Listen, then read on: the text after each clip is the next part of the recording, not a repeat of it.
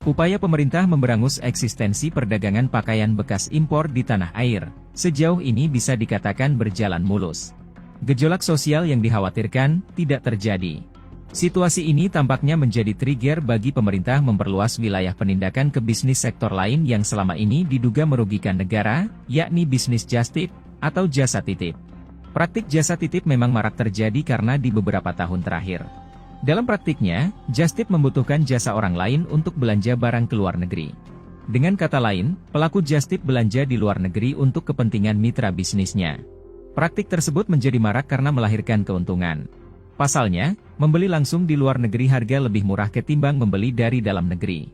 Dalam hal ini kedua belah pihak diuntungkan karena just tip memperoleh biaya jasa sebesar 10-15% dari total nominal belanja.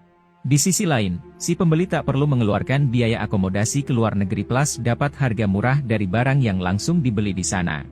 Layaknya bisnis pakaian bekas impor, nasib just tip tampaknya akan setali tiga uang, digulung pemerintah.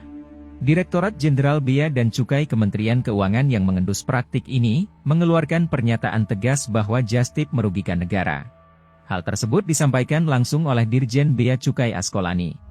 Askolani menyebut sesuai aturan bea cukai, jenis barang yang diperbolehkan dibawa dari luar negeri adalah barang keperluan pribadi.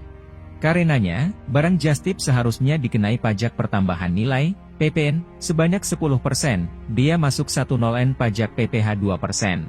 Askolani menegaskan pihaknya akan memperkuat pengawasan. Ia mengakui bahwa barang yang masuk ke Indonesia lewat just tip kerap lolos dari pajak, sehingga menjadi lebih murah. Hal tersebut dipandang tidaklah adil bagi para pelaku usaha lain yang memasukkan barang secara legal. Ia pun menilai seharusnya bisnis just tip dikenai pajak agar tidak merugikan negara. Pernyataan Askolani sontak jadi polemik, khususnya di media sosial. Menariknya, banyak yang berkomentar di media sosial mengaku bagian dari UMKM atau usaha mikro kecil menengah yang didukung Presiden Jokowi. Mereka meminta bea cukai tidak mengeneralisasi kewajiban sebagaimana yang disyaratkan terhadap perusahaan-perusahaan besar terkait kewajiban bea masuk dan pajak. Masih aja Pak digrogotin, ya jangan samain sama perusahaan yang import barang gede kali, masih juga mau diambil duit modal yang pas-pasan, just tip bagian UMKM juga kali, kata warganet.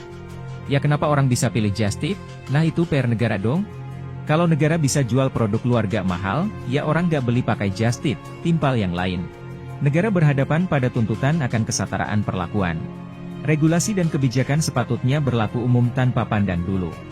Namun di sisi lain negara juga tak dapat menolak penilaian publik ketika dipandang sebagai objek yang risih terhadap kenyamanan masyarakat. Bisnis pakaian bekas dan just tip tak dipungkiri mewakili bisnis yang mampu survive serta eksis di tengah resesi ekonomi, namun kemudian diamputasi negara tanpa dialog dan solusi.